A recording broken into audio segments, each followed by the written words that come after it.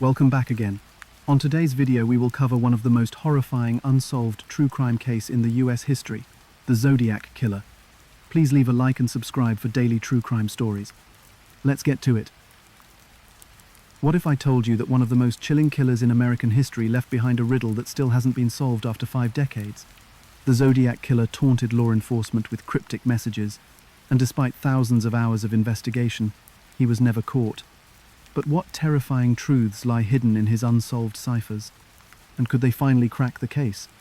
On the night of December 20th, 1968, 17-year-old David Faraday and 16-year-old Betty Lou Jensen drove out to Lake Herman Road, a secluded stretch of highway just outside Vallejo, California. It was a modest outing, a quiet drive for a young couple who had been on only a few dates. David, a clean-cut high school senior, had borrowed his family station wagon for the evening. Betty Lou, a spirited blonde who was described as friendly and outgoing, had been excited about their plans. The road they chose was a known lover's lane, a quiet place where couples went for privacy, far from prying eyes. That night, though, the lover's lane turned into a scene of devastation. They parked along the roadside shortly after 11 p.m., the car facing a nearby gravel turnout that offered even more seclusion. This felt like a safe escape. Lake Herman Road wasn't a place where trouble was expected, but at some point, under the cover of darkness, someone else arrived. What happened next remains shrouded in mystery, pieced together only from forensic evidence left behind. The noise from whatever vehicle approached must have been unwelcome, an interruption to their quiet moment. What the teenagers couldn't have known was that this was not an accidental intrusion. It was planned. The attacker, armed and almost certainly calculating, forced them out of the car. Betty Lou, terrified yet trying to think quickly, likely ran instinctively toward the open expanse of the turnout, her steps hurried and desperate. David, perhaps aiming to shield her or negotiate with whoever held the weapon, stayed closer to the car. It all unfolded within moments. David was shot first, behind the ear, execution style, near the front of the vehicle. Betty Lou didn't make it far. Her body was found about 30 feet from the car, with 5 gunshot wounds to her back. The bullets told part of the story. Each shot came from a .22 caliber semi-automatic pistol, but there was no sign of a struggle, no robbery, and no clear motive. Whoever killed them left without leaving a single shred of obvious evidence behind. The crime devastated both families, sending shockwaves through the small, tight-knit community. People began checking their locks twice, looking over their shoulders on evening walks. News that a seemingly random double homicide had occurred in their own backyard had everyone asking the same questions. Who would do this, and why? The remote nature of the crime scene, surrounded by empty fields and distant houses, added to the unsettling atmosphere. Without witnesses or even a clear lead, fear started growing into suspicion. The idea that someone might still be lurking nearby in the shadows haunted the town. Although the case was initially investigated like any other tragic homicide, it quickly became apparent this wasn't a normal crime. At the time, murders with no motive and no plausible explanation were rare, especially in areas like Solano County. Most killings were personal, arguments that turned violent or crimes of passion between people who knew each other. But David and Betty Lou didn't fit into any of those categories. They were too young to have enemies. They had no risky behaviors that could have made them likely targets. Even the location itself was bizarre. Why would someone choose to kill 2 teenagers on such a desolate road? Detectives searched the scene meticulously. They catalogued every detail they could find. Tire tracks, shell casings, the position of the victims, but nothing pointed to a suspect. Neighbors, farmers, and passerby were questioned in the following days, but no one reported seeing anything suspicious in the hours leading up to the shooting. Back then, forensic tools were far from what we have today. DNA testing, advanced ballistics, and the ability to instantly spread information online weren't even ideas yet, leaving investigators to rely solely on what they could gather at the scene and in interviews. There simply wasn't much to go on. And then, as quickly as they had entered the lives of their loved ones, Betty Lou and David were gone. But their deaths had started something. Looking back, the Lake Herman Road murders would later be recognized as the first confirmed killings at the hands of the Zodiac, yet there was no way to know that at the time. The sense of randomness was exactly the point. It was one of the earliest hints at the killer's methodical ways. He was careful not to leave a messy trail, giving law enforcement just enough to know something horrific had happened, but not enough to track him down. What stands out now in retrospect is that the Zodiac Killer didn't just strike without reason. Beneath the surface, his acts, this one included, were part of a chilling blueprint. The lack of motive wasn't a failure of understanding on the part of investigators. It was a key piece of who he was. Every element of the Lake Herman Road murders pointed to control. The clean shots, the precision, the fact that he didn't need to rob his victims or hurt them beyond his deadly attack, each detail suggested a cold and calculating individual who was already thinking steps ahead. Even the weapon itself offered insights. The choice of a .22 caliber pistol may seem insignificant, but it wasn't. While .22 bullets are less powerful than most, they're eerily effective in precise, close-range attacks. It was another clue to the killer's deliberate methods. He wasn't improvising. He knew what he was doing, and he wanted it to be efficient. Over the weeks that followed, headlines about the double homicide faded as other news stories took focus. But for the community of Vallejo, the scars remained. Parents warned their children not to stay out late. Couples at local high schools stuck to group outings or public spaces. And there was one unspoken thought lingering in the hearts of many.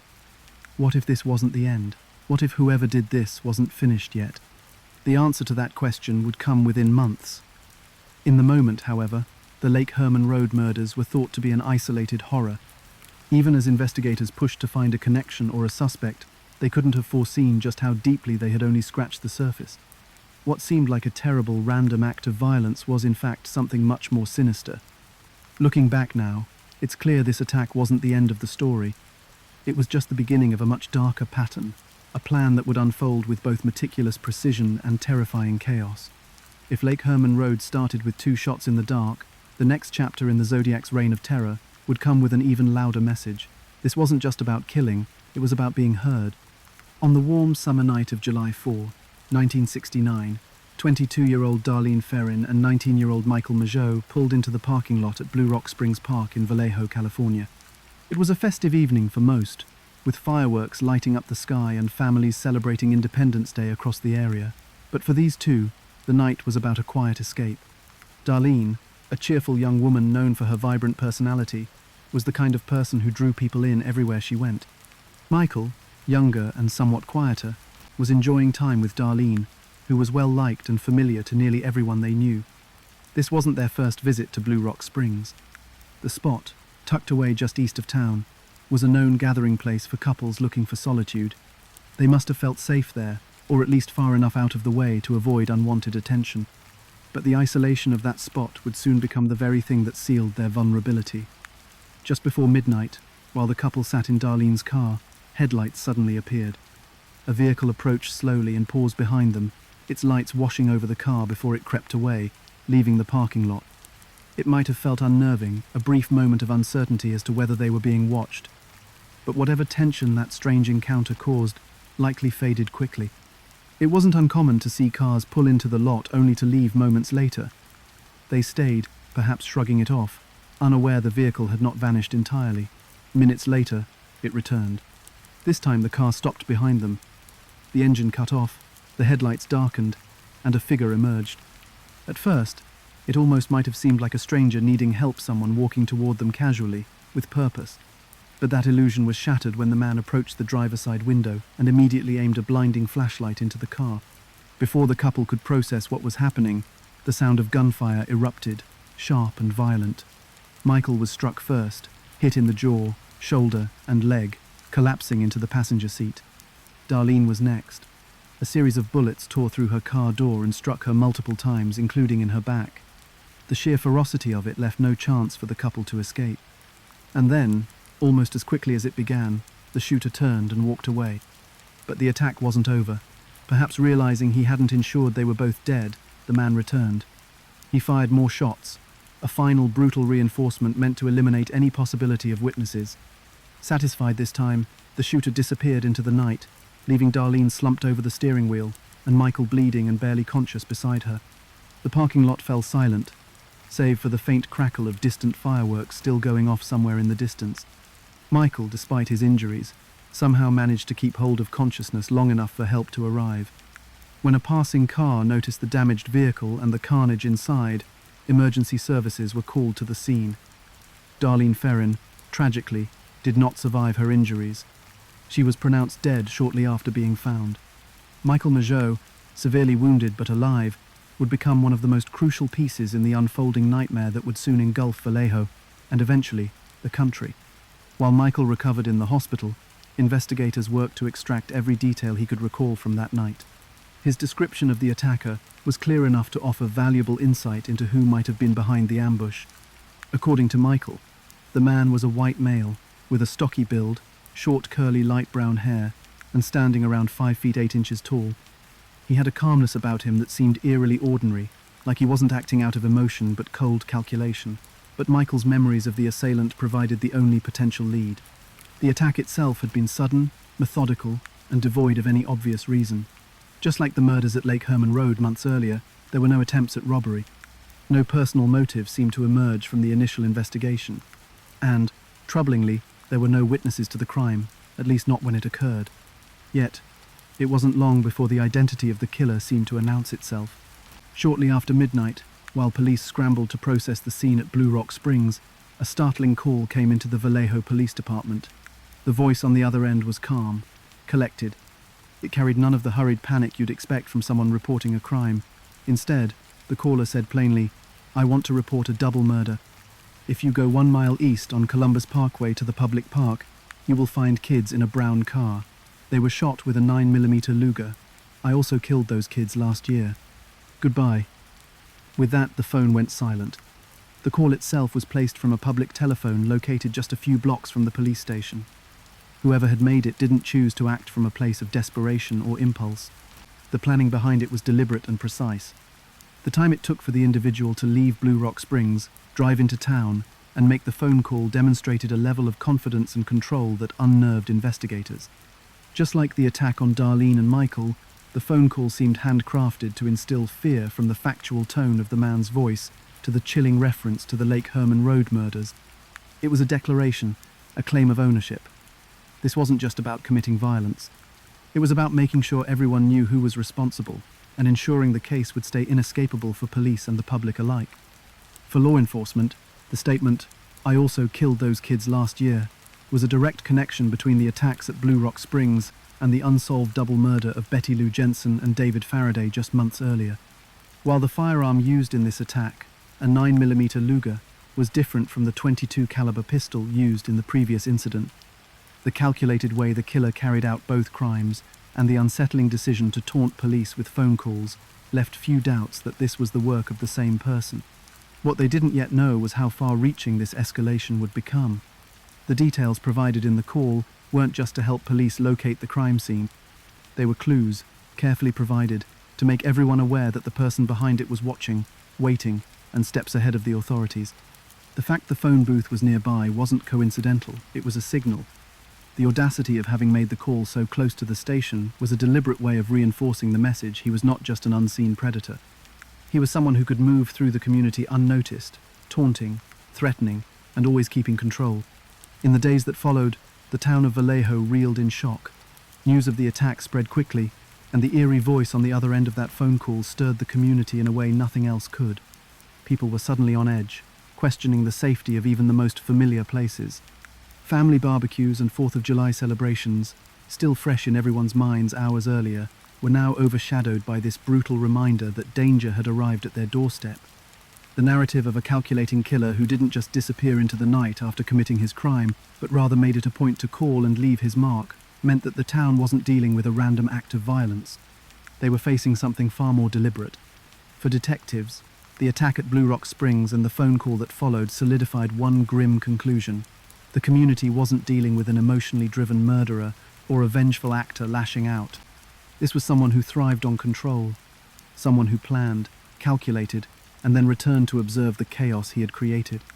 That fact alone turned the Zodiac, as he would later call himself, into a mastermind of both physical violence and psychological manipulation. It was this moment that changed everything, the first time communities in Northern California felt the weight of the killer's reach beyond the singular, brutal act of murder. The voice on the telephone was, for many, far more haunting than the attack itself. The killer wasn't attacking arbitrarily. This wasn't a moment of passion spilling into violence. It was precise, premeditated, and, most chillingly, executed by someone who wanted to be seen and heard. If the Lake Herman Road murders introduced a shadow into the lives of Vallejo's residents, The events of Blue Rock Springs showed them the shadow had grown, and it was starting to speak. But the attacks and the phone call were only just the beginning. The Zodiac wasn't content with letting fear grow passively. Soon, he would guarantee his notoriety by escalating again. This time, not with physical attacks alone, but with words meant to invade people's lives in a way that went far beyond any single crime. Letters mailed into homes, cryptic ciphers, and challenges that would leave the public not only terrified but desperate to decode the mind of a killer. On August 1, 1969, three major Northern California newspapers, the Vallejo Times-Herald, the San Francisco Chronicle, and the San Francisco Examiner, all received nearly identical letters. They weren't signed with a name, but with a symbol, a cross within a circle, like a set of crosshairs. These letters weren't ordinary letters to the editor, or even a typical complaint from a disgruntled citizen. They were something else entirely. Confessions. The writer claimed responsibility for not one but two brutal attacks, the murders on Lake Herman Road and the recent shootings at Blue Rock Springs. Yet this act of so-called confession was not apologetic. The letters didn't express regret or an attempt to justify the violence. Instead, they did something much darker. They mocked, taunted, and threatened. Each letter included specific, horrifying details about the crimes, things only the killer could have known. For example, the writer described the ammunition used during the Blue Rock Springs attack and noted how one of the victims had managed to evade death for a short time despite their injuries. Law enforcement couldn't ignore this chilling level of accuracy. This wasn't a fraud seeking attention. Whoever wrote these letters had been there. They had pulled the trigger. That much was clear.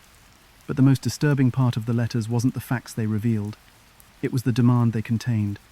The writer insisted that all three newspapers publish their respective letter in full on the front page of their next editions. The threat was chillingly specific. If the papers didn't comply, the writer would cruise sick around all weekend, killing lone people in the night, then move on to kill again, until I end up with a dozen people over the weekend. It wasn't just a message about violence, it was a promise. The writer claimed to already have control over life and death, and was now leveraging that power to dictate what others would do. This was new territory for both the media and the police. Refusing to publish the letters could mean risking innocent lives. Agreeing to the demand meant handing over the power to someone who had already killed. And then there was the cryptogram. Each of the three letters came with one section of a larger 408-symbol cipher. Together, the parts were meant to form a single message. The writer claimed that within the seemingly random jumble of symbols, there was a secret, a message that would reveal their true identity. It was the ultimate taunt, a puzzle the authorities were dared to solve, knowing fully well the stakes of failure.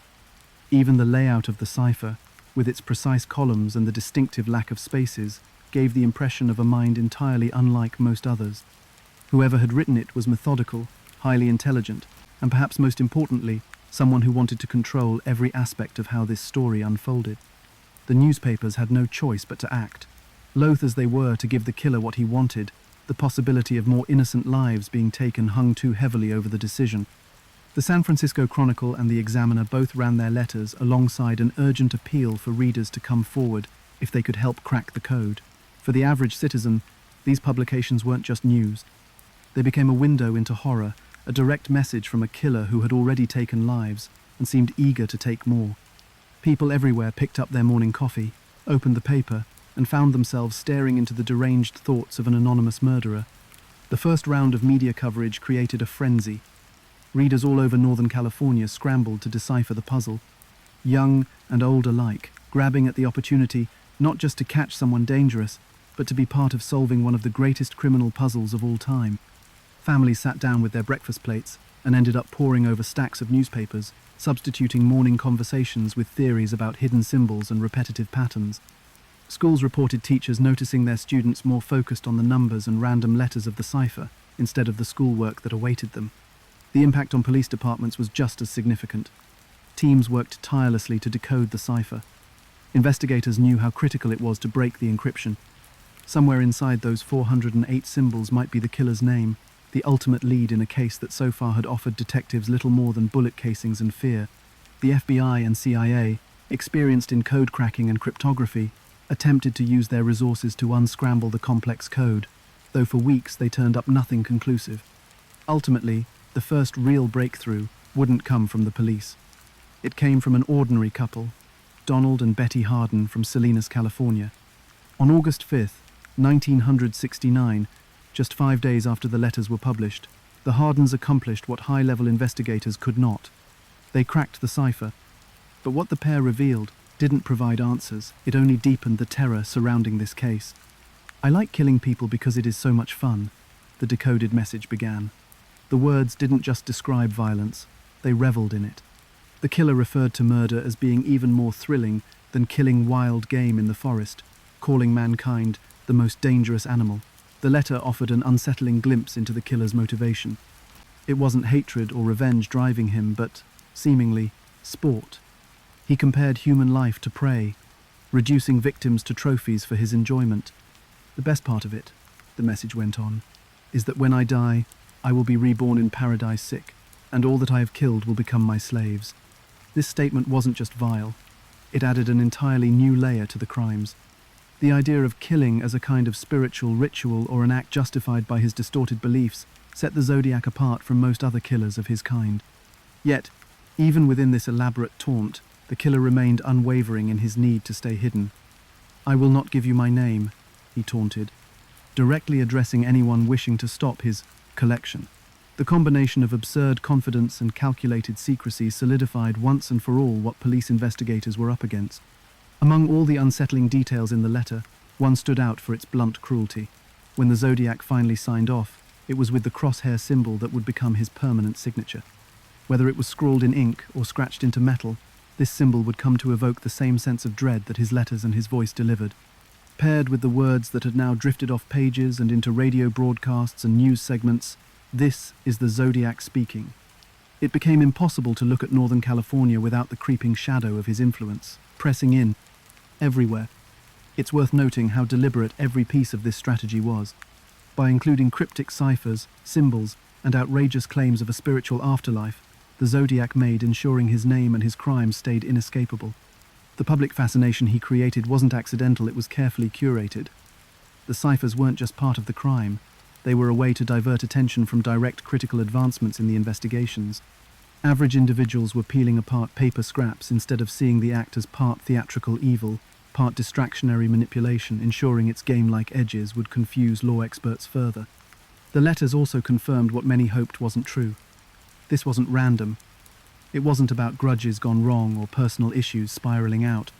It was deliberate, premeditated, evil-waging psychological warfare, not just on victims or police, but on society itself. When the San Francisco Examiner received an additional response that same week in August, marking his debut, officially saying, "From Zodiac," it wasn't victims' names limited onwards. Dressing terror boundaries, speech acts intercepted, turned terror. Something shifting innocently remains, reflected outweighed, psychology, paired killing, detached hands, scale, nightmares, unraveled truths, timeless crime, consistent taunts. On September 27, 1969, Brian Hartnell and Cecilia Shepard decided to spend a relaxing afternoon at Lake Berryessa in Napa County, California. The area, known for its serene views and quiet atmosphere, seemed like the perfect spot to escape the noise of the world. The couple settled on a small stretch of land connected by a narrow sand spit. They stretched out a blanket, enjoying the calm breeze blowing off the water. It was quiet, too quiet to sense the danger slowly approaching.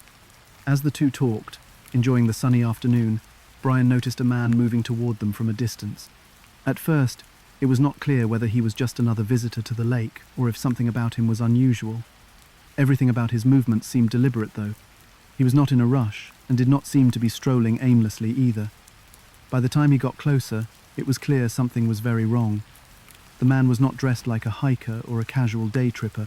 Instead, he wore a black hood, thick fabric that completely covered his head and shoulders, with clip-on sunglasses over the eye cutouts and a strange stiff bib on his chest. Painted in white on the bib was the same cross-circle symbol sent in earlier letters to the press. This was not a face anyone could identify, he had made sure of that. The man carried a gun, holding it casually, yet with unmistakable intent. As he came closer, Brian and Cecilia both froze, unsure of whether to speak or move.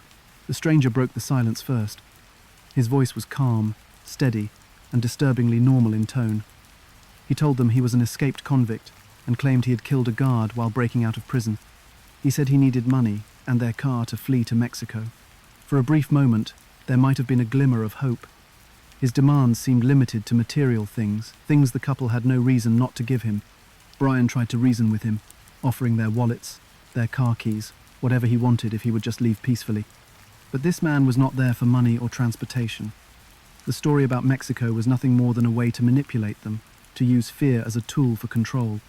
He pulled out several pre-cut lengths of white clothesline from his bag and ordered Cecilia to tie Brian up. Terrified, and with no way to resist without risking her life, she complied. He then tied her up as well, ensuring both victims were completely restrained before pulling out a long knife. Whatever illusion of survival they clung to was shattered in that moment. What followed was brutal and methodical. The man stabbed Brian repeatedly in the back, methodically pushing the blade in and pulling it out as if it were an unremarkable task to complete. Brian, unable to escape, could do nothing but endure the attack. When the killer turned his attention to Cecilia, the assault was vicious and unrelenting. She was stabbed at least 10 times, her screams piercing the quiet air of the lake. The scene was horrific, a moment of raw, incomprehensible violence that left both victims bleeding and motionless on the ground. But the man did not rush off into the woods after inflicting the carnage. He took his time. He walked back to Brian's car, parked a short distance away, and began to leave his signature a message as disturbing as the crime itself. With a black felt tip pen, he drew the cross-circle symbol on the car door and wrote Vallejo 12-2068 7469, Sept 27 69 630 by knife. The first 2 sets of dates referenced his prior attacks, the Lake Herman Road murders and the shootings at Blue Rock Springs. The third, of course, was the date of his most recent crime. The addition of by knife was another chilling touch, as if he was cataloguing methods of murder, showcasing his actions like a master killer proud of his work. Once his message was complete, the killer calmly left. He walked back to a main road and disappeared, leaving Brian and Cecilia to fight for their lives. Incredibly, despite multiple stab wounds, Brian remained conscious. He managed to stay calm enough to focus on helping Cecilia, urging her to keep fighting even as her injuries were rapidly overcoming her. Hours later, a nearby fisherman heard faint cries for help and contacted authorities. When law enforcement arrived, Cecilia was still alive. Despite her immense pain, she provided a description of the killer, describing his hood and the strange bib with the symbol. Her detailed account gave police the clearest picture of the Zodiac they had had so far. Tragically, though, her injuries were too severe. She slipped into a coma and died 2 days later. Brian survived, becoming one of the rare few to encounter the Zodiac and live to tell the story. As responders worked the scene, the Zodiac delivered yet another sinister twist. At 7:40 p.m., a little over an hour after the attack, the Napa County Sheriff's Department received a phone call. The voice on the other line was calm, clinical, and emotionless, eerily similar to the voice that had called Vallejo police after the Blue Rock Springs attack. "I want to report a murder. No, a double murder," the caller began. He explained where the crime had occurred, describing the details matter-of-factly. "They were wearing clothesline. I tied them," he stated plainly. After providing the necessary information to ensure his crime would be discovered, he hung up. Police traced the call to a payphone at a car wash in downtown Napa, further confirming that, once again, the killer had inserted himself into the narrative, ensuring that his acts would dominate both the investigation and the public's imagination. What made the Lake Berryessa attack so unique wasn't just its brutality, though that alone was disturbing. It was the theatrical nature of the crime. By wearing the hood and deliberately signing his symbol onto the victim's vehicle, the Zodiac elevated his attack into something almost ritualistic. The hood, the bib, the way he carefully catalogued his crimes, this wasn't just a murder. It was a performance designed to terrify. The Zodiac wasn't content to simply kill. He wanted those who survived to share their stories. And he wanted investigators to puzzle over the bizarre connection between his costume and his symbol. This attack also represented a shift in how the Zodiac operated. Until Lake Berryessa, his crimes, while calculated, had been carried out from a distance. He used guns, ambushed his victims, and vanished quickly, leaving little room for confrontation or interaction. But here, he was up close. He spoke to Brian and Cecilia, tied them up, and made them wait for their fate. It was a deliberate departure from his earlier methods, one that introduced a new layer of psychological torment into his crimes. It showed a growing confidence, or even a desire to escalate the fear he instilled. For investigators, the Lake Berryessa attack was baffling. The hood was unlike anything they had seen before from any murderer, not just the Zodiac. Criminals did not typically stage their crimes in such a theatrical way, and while the Zodiac had always shown an interest in control, this level of detail suggested not just control, but obsession. The costume, the pre-cut clothesline, the carefully written message, it was all part of a carefully orchestrated plan. Experts would later argue that such elements were designed to cement his image as not only a murderer, but as a symbol of terror itself. Law enforcement also noted the significance of the shift in weaponry. The use of a knife, rather than the firearm he previously favored, demonstrated his willingness to vary his methods. While guns allowed distance between him and his victims, the knife forced him into close proximity. It was not just more personal, it was more brutal, requiring repeated stabs and extended interaction with the victims. This change seemed indicative of a killer who was not merely experimenting, but truly pushing the boundaries of his own violence. But what truly separated this attack from his others was the stark way the Zodiac's ego seemed to shine through. His insistence on leaving a message, his phone call to the sheriff's department, and his obvious craving for attention revealed a man who did not just want to instill fear, he wanted to dominate the landscape of fear itself. His signature on the car door was more than simply an admission of guilt. It was a challenge, daring law enforcement to stop him while ensuring the press would have another headline to run. The Lake Berryessa crime solidified the Zodiac's growing legend. By this point, he was not seen as just a faceless killer lurking in shadow. He was building a persona, a character as terrifying as the acts he committed. The hood and bib, combined with his cryptic messages and public taunts, made him larger than life in the public's mind. His crimes were not just physical, they were psychological, an intricate web designed to keep Northern California in a constant state of dread. And yet, this escalation was not his final act. What came next would take his reign of terror from the quiet, rural outskirts directly into the heart of a bustling city, proving that no environment was safe from his presence. On the evening of October 11, 1969, Paul Stein, a 29-year-old cab driver, picked up what would be his last passenger. It was a typical call, not the kind of ride that might raise concern. Stein was an experienced driver and known to work late into the night, ferrying riders through the ever-busy streets of San Francisco. He made his way to the Presidio Heights neighborhood, an upscale and relatively safe area of the city, hardly the kind of location anyone associated with violent crime. For most, a quiet Saturday night in this part of town felt like one of the safest bets in the city. But for Paul Stein, it would become the site of a chilling and unforgivable crime. The killer entered Stein's cab and directed him to a destination near the corner of Washington and Cherry Streets. It was an intersection surrounded by large, elegant homes, a far cry from the secluded, shadowy areas where the Zodiac had struck before. When the cab arrived, everything must have initially seemed routine. There were no reports of shouting struggles or signs of impending violence, but before Stein could even realize the danger, he was in the passenger, pulled a gun, and shot him once in the head at point-blank range. Stein slumped over the steering wheel, his lifeless body collapsing as blood pooled onto the seat. Unlike the Zodiac's earlier attacks, which left chaos in open, desolate areas, this killing was quiet, contained, and shockingly bold. The killer didn't flee immediately. Instead, he stayed inside the cab for several minutes, rummaging through Stein's pockets. Witnesses from nearby homes reported seeing him lean forward over Stein's body, carefully working with a level of almost unsettling calm. He didn't seem panicked or rushed, even as blood stained the cab's interior. Then he did something that wasn't just a robbery, but a calculated move, meant to shock and disgust authorities far more deeply. He tore a piece from the bloodied shirt Stein was wearing, a macabre trophy he would later use to make himself known to the world again. After that, he exited the cab and walked away from the scene, melting into the quiet streets of Presidio Heights like an ordinary pedestrian. Witnesses from nearby houses saw parts of the act unfold. They described the killer as a white male in his mid-30s, around 5 feet 8 inches to 5 feet 10 inches, with a stocky build and short light brown hair. One witness even saw him cleaning what appeared to be blood from his hands as he walked away. What made this crime so brazen was its location. The Presidio Heights neighborhood wasn't just busy, it was a place where people felt safe. Residents were home, children were playing indoors, and the crack of a single gunshot might have easily been dismissed as distant city noise. But the discovery of Paul Stein's body would leave no doubt that safety in an area like this was an illusion. The San Francisco Police Department responded quickly, alerted by the witnesses who had seen the aftermath. Unfortunately, a significant error occurred almost immediately. The initial police radio dispatch incorrectly described the suspect as a black male. Patrol officers Don Fuca and Eric Zelms, responding to the scene, drove past a man who perfectly matched the witness descriptions, a white male calmly walking a short distance from the crime scene. Fuchs would later describe the man as purposeful but unhurried, his demeanor giving no obvious reason for suspicion. Because of the mistaken description from dispatch, the officers did not stop him. Only later, after realizing the error and connecting the description to witness reports, would the enormity of the missed opportunity sink in.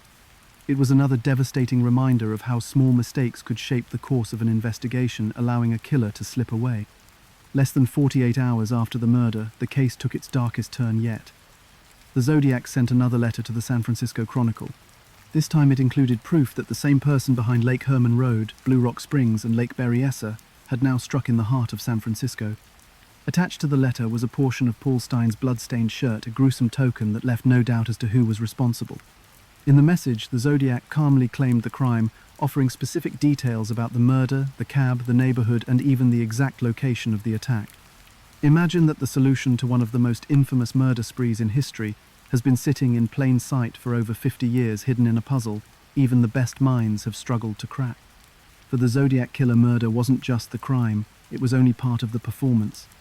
The other half of his terror came from his words, especially the cryptic ciphers he sent to newspapers during his spree. He claimed these puzzles contained not only his motivations but his identity. And yet, over decades, most of the world has watched in frustration as those ciphers refused to completely reveal their secrets. Between 1969 and 1974, the Zodiac sent 4 cryptic ciphers to local newspapers, a total of over 60 lines of encoded text, made up of symbols, letters, and numbers. He had already proven he was deadly, but the introduction of codes added an entirely new dimension to his crimes. These weren't random squiggles. They were deliberate, structured attempts at communication, challenging authorities to not only catch him but to understand him on his terms. The sheer confidence of it was chilling. What murderer openly dares police and the public to uncover his identity, knowing most would never succeed? The first cryptogram, known as the 408 cipher, arrived in 3 separate sections, mailed to the Vallejo Times-Herald, the San Francisco Chronicle, and the San Francisco Examiner in August 1969. Alongside the cipher, the Zodiac demanded the newspapers publish his code on their front pages. His warning was disturbingly specific. If they didn't comply, he claimed he would cruise sick around all weekend, killing lone people in the night. It was clear he didn't just want these crimes to be noticed, he needed them to dominate the public's attention. Reluctantly, the newspapers printed the ciphers. What followed was an extraordinary burst of amateur and professional efforts to decode the message. Families worked on it at their kitchen tables. Cryptologists analyzed it late into the night. Everyone wanted their own piece of the twisted puzzle, but in the end, the breakthrough didn't come from police, FBI experts, or government codebreakers. It came from Donald and Betty Harden, an ordinary schoolteacher, and his wife from Salinas, California. Within about a week of the cipher's publication, the couple solved the 408. The decoded message held none of the answers police were hoping for. Instead, it revealed something horrifying about the mind of the killer. "I like killing people because it is so much fun," the message began. Zodiac compared murder to hunting, claiming it brought him more satisfaction than killing game in the forest. But the most disturbing detail lay in his bizarre reasoning. He believed that the people he killed would serve as his slaves in the afterlife. He even wrote, "I will not give you my name." It was a message full of sadistic glee and taunting arrogance.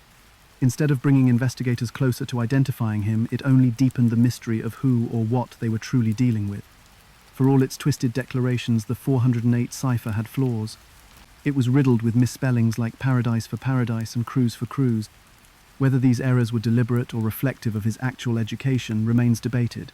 Still, what became clear was that Zodiac wasn't simply intelligent, he was manipulative. The cipher delivered no identifiable details, no personal name, and no real hint about who he was, despite his claim that solving it would provide answers. The Zodiac wasn't finished.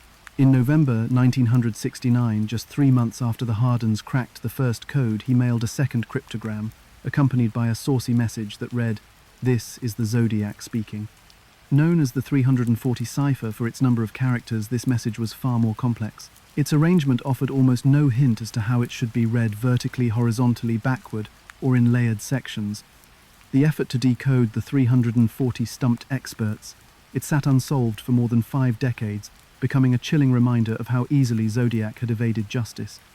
Over the years, investigators tested countless methods to solve the 340 cipher. Linguists and mathematicians looked for letter patterns or sequencing. Computer algorithms randomized combinations of symbols in hopes of building words. Even regular people, inspired by Hollywood's fixation on criminal masterminds, gave it a shot. Decode this cipher, some thought, and you'd unlock his name. After decades of failure, some started to wonder whether the puzzle could even be solved. Had Zodiac deliberately created an unsolvable code as a cruel trick? Was it just another way of demonstrating his control by sending everyone on a wild goose chase? Then in 2025, decades after it was first sent, a breakthrough came. An international team of amateur codebreakers cracked the 340 cipher using specialized software. The message was finally clear. In it, the Zodiac dismissed rumors that he had called into a San Francisco TV show to confess. He also wrote a chilling line explaining why he wasn't afraid of being executed. "I am not afraid of the gas chamber because it will send me to paradise sick all the sooner." Once again, the decoded text added nothing to the search for his identity. It revealed no biographical details, no names or clues as to where he might be. Instead, it reinforced his obsession with his bizarre afterlife fantasy. He had toyed with the public for 50 years, only for his puzzle to circle back to the same lurid taunts. Yet not all Zodiac ciphers have fallen. 2 remain unsolved to this day. The most infamous is the C13 cipher, mailed in April 1970, which Zodiac claimed would contain his identity. It's only 13 characters long, a brief sequence of symbols that has baffled codebreakers. If this cipher hides a name, its brevity makes solving it infinitely more difficult. How many letters could realistically represent a first and last name? Could it be an alias like Zodiac and not his real name at all? Or did the 13-character cipher, like so much of what the Zodiac did, simply serve to taunt investigators without ever offering real substance? The Z32 cipher, sent alongside a map of Northern California, is similarly mysterious. What stands out about this cipher is its potential to lead investigators to one of Zodiac's crime scenes. Its cryptic connection to geography has fueled endless theories about its significance. Does it show where another attack was planned but never carried out? Does it mark a resting place for one of his victims? Decades later, the answers remain elusive, with law enforcement and amateur sleuths poring over the symbols looking for patterns that may never exist. What makes these unsolved ciphers so haunting isn't just their technical complexity, it's the possibility that they were deliberately designed to be impossible. If the Zodiac operated his crimes like a deadly game, perhaps these ciphers are a set piece meant only to frustrate the players. Or perhaps they hold real keys to his identity hidden behind a genius-level understanding of encryption. Either way, their unsolved nature keeps the power in his hands even decades after his killing spree ended. There has never been a shortage of theories when it comes to the Zodiac ciphers. Some believe they directly link to military or naval codes mirroring the precision used during wartime encryption efforts. Others have hypothesized that breaking the codes might reveal Zodiac's ties to a specific profession, such as engineering or mathematics. But with every new theory comes new disappointment, as the answers remain just out of reach. Modern technology has reignited hope for solving these puzzles. Machine learning algorithms can process thousands of possibilities within seconds, passing through symbol arrangements far more quickly than humans ever could. Software advancements aim to decode patterns that would take decades using manual methods. It's the kind of progress that might finally unmask the Zodiac, or at least dismantle the mystique of his ciphers. Looking back, the ciphers represent more than just a layer in the Zodiac's crimes. They symbolize the intelligence and cruelty that defined him. Addressed to the people of Northern California, they united entire communities under one terrifying reality. Solving the Zodiac wasn't just the job of law enforcement, it was everyone's problem to reckon with. Cryptic, infuriating, and endlessly fascinating, these puzzles are as much a part of his legacy as his murders. As breakthroughs come and go, one question still looms: if the ciphers were solved completely, would they reveal Zodiac's true identity? Or would they leave us once again staring into the void, faced with nothing more than another taunt from a man determined to keep his secrets buried? For now, the unanswered ciphers remain a frustrating monument to a chilling mind. What they might say if they're ever fully solved is anyone's guess. Could the key to unmasking the Zodiac Killer lie with a man who has been dead for decades? Many investigators and amateur sleuths think so. Of the countless people suspected over the years, one name persists above all: Arthur Lee Allen. Allen, a former schoolteacher and convicted sex offender, was first interviewed by police in 1971 after several individuals came forward with concerns about him. At the time, he lived in Vallejo Dangerously, close to where several of the Zodiac's confirmed murders took place. Some of the initial suspicions came from Allen's friend, Don Chaney, who claimed that Allen had once spoken in chilling detail about a desire to kill people randomly, using a flashlight attached to a gun to blind his victims. Even more unsettling, Allen allegedly mentioned calling himself Zodiac long before the killer's letters introduced that name to the public. Allen's proximity to the crimes and his unusual behavior kept him on law enforcement's radar for over 20 years. Investigators executed multiple searches of his property, each time hoping for the breakthrough they needed. In 1991, during a particularly extensive search of Allen's home and trailer, authorities found several intriguing items. There were typewriters that could have been used to compose one of Zodiac's typed letters, and Allen possessed a Zodiac Seawolf wristwatcher watch that bore the same cross-circle symbol repeatedly seen in Zodiac's letters. But the most provocative piece of evidence came directly from one of the Zodiac's surviving victims. In 1991, Michael Mageau, who had barely survived the Blue Rock Springs attack, identified Allen in a photo lineup. "That's him," Mageau reportedly exclaimed. "It's the man who shot me." To some investigators, that identification felt like the closest thing to a confession they would ever get. But all of this evidence, as compelling as it seemed, couldn't reach beyond circumstantial. Despite Mageau's identification, other evidence began casting doubt on Allen's guilt. Nancy Slover, the police dispatcher who had spoken to the Zodiac on the phone after the Blue Rock Springs attack, stated that Allen's voice didn't match the one she had heard. Similarly, a key eyewitness in another case, Officer Donald Fouke, said that Allen's bill didn't match the man he had seen walking away from Paul Stein's cab the night of the murder. DNA analysis in later years deepened the mystery further. When a partial DNA profile was extracted from one of Zodiac's letters, it didn't match Arthur Lee Allen. While the technology was far from perfect, and the DNA might not have even belonged to the killer himself, it cast significant doubt on Allen as Zodiac. The lack of definitive proof turned what should have been a solid case into a series of frustrating dead ends. Allen died in 1992, leaving many to wonder if he had been the Zodiac all along or just another name on a long list of suspects. Arthur Lee Allen may be the most famous suspect in the Zodiac case, but he's certainly not the only one. Over the years, dozens of people have been accused, some with stronger claims than others. One of the more startling theories came from Gary Stewart, who co-wrote a book in 1914 titled The Most Dangerous Animal of All. Stewart claimed that his own biological father, Earl Van Best Jr., was the Zodiac. His evidence? A police sketch of the Zodiac bore a striking resemblance to Van Best, and Stewart claimed there were handwriting similarities between his father's writing and Zodiac's letters. There were even alleged DNA connections tying Van Best to the crimes, though experts later debunked those claims, stating there was no match. The book received significant media attention but ultimately failed to convince law enforcement or the public, leaving Van Best as another dismissed suspect. Another suspect emerged in 1921 when the Case Breakers, a group of independent investigators, announced they had identified Zodiac as Gary Francis Post, a man who had died in 1918. The group pointed to scars on Post's forehead, which they claimed matched details seen in sketches of the killer. They also alleged that a DNA sample from a different murder would tie Post to the Zodiac case. However, the FBI quickly refuted these claims, stating that the Zodiac case remained unsolved, and local agencies expressed doubt, especially over connections to outside cases like the murder of Cherry Joe Bates. Without more evidence, Post became just another controversial name in the Zodiac mystery. In 1922, yet another suspect gained attention, thanks to author Jarrett Kobeck's book, How to Find Zodiac. Kobeck pointed to a man named Paul Doerr, a North Bay resident with a post office box in Vallejo, where the Zodiac had committed some of his murders.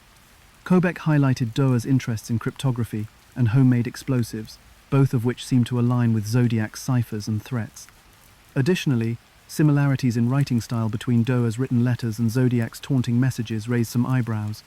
Despite these observations, there is no concrete link tying Doerr to the murders, and law enforcement has not acted on Kobeck's theories. Richard Gaikowski is yet another suspect who continues to gain the attention of investigators and amateur sleuths alike. Gaikowski worked as a reporter and editor at the time of the Zodiac killings, and some believe he used his profession as a cover for his actions.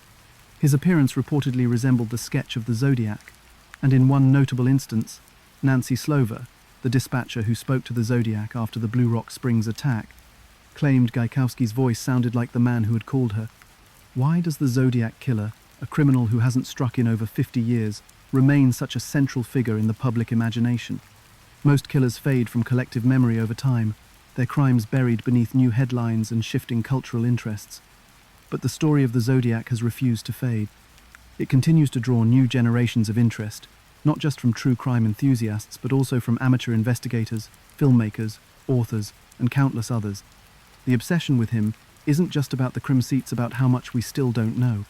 One reason for this enduring fascination is the Zodiac's ability to define himself, not just as a murderer, but as a character.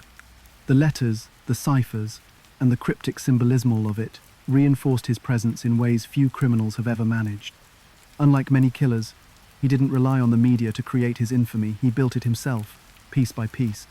The crosshair signature, the taunting messages to police, the mailings to newspaper seats was a calculated move to cement his legacy. Arguably the most famous unsolved murder case in American history, according to reports, the Zodiac's actions weren't just about inflicting harm. They were as much about creating a story that people couldn't help but follow, even decades later. This story has become ingrained in popular culture, repeatedly adapted into books, films, documentaries, and even fictionalized accounts. One of the most notable portrayals is David Fincher's 1907 film Zodiac.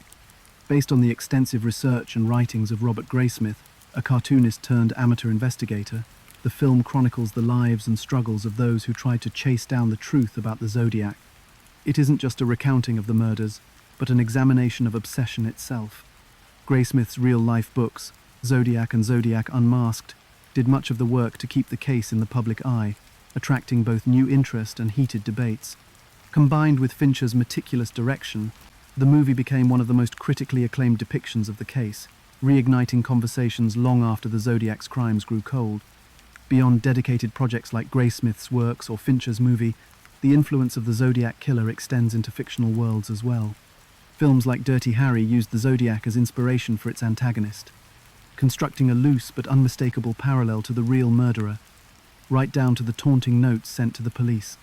More recently, characters rooted in the Zodiac's methodology have appeared in works like The Batman, demonstrating how his legacy continues to inspire new artists even in modern times. These fictional portrayals often highlight one central truth: the Zodiac wasn't just a killer, but a manipulator of perception. He fed off fear and fascination in equal measure, exploiting the power of mystery to keep his story alive. But this cultural fixation isn't limited to Hollywood. Grassroots movements of amateur investigators have kept the Zodiac's name in the public sphere too. Over the decades, countless people, many of them without any formal background in criminal investigation, have taken the case into their own hands. They've combed over archival materials, debated possible suspects, and worked on Zodiac ciphers with fresh eyes. Entire online communities are dedicated to dissecting his cryptic symbols and letters, trying to uncover patterns that professional investigators might have missed. These forums, blogs, and discussion boards keep the case alive, providing a space where people can hypothesize about the killer's identity or interpret the meaning behind his more bizarre messages. Part of what fuels this amateur interest is the unsolved nature of the case itself. The Zodiac is an enigma, and that mystery speaks to something innate in human curiosity. As one report from biography.com explains, his lack of closure taps into the public's fascination with mystery and the unknown. Few crimes come with such a tantalizing setup, undeniably real murders, paired with cryptic communications that promise not just answers but potentially the ultimate solution: a name. The fact that Zodiac dangled this possibility in front of the public, only to have it elude them for so long, has turned his puzzle into an obsession for many. The Zodiac Killer's cryptic letters and ciphers are among the most iconic aspects of his crimes, and they remain a focus of this vast cultural curiosity. From the 408 cipher solved by Donald and Betty Harden in 1969 to the 340 cipher cracked by codebreakers in 1920, these puzzles have not only fascinated the public but also cemented Zodiac's identity as someone who thrived on attention. Their coded symbols offered what seemed like simple promises: solve this, and you'll understand me. Yet, even when decoded, the ciphers revealed little about the man behind the murders. Instead, they reinforced his need to control the narrative by giving the public just enough to keep asking questions, never answers. The unsolved ciphers, like the Z13 and Z32, remain some of the most frustrating artifacts in true crime. Because they remain undecoded, they represent unfinished work, an enduring mystery waiting to be unraveled. Internet forums and think pieces have speculated endlessly about the significance of these remaining puzzles. The Zodiac Killer's crimes revealed more than his brutality. They exposed the limits of law enforcement. Despite widespread panic, countless investigations, and groundbreaking efforts, he evaded capture. Yet, his taunting letters and ciphers sparked an obsession that shows no signs of fading. Decades later, the mystery surrounding his identity remains a puzzle that tempts professionals and amateur sleuths alike. If his name is never revealed, what does that say about our need to solve the unsolvable? Advances in forensic science, like DNA analysis from old evidence, may be the only hope of finally unmasking the man behind the myth. Could it happen?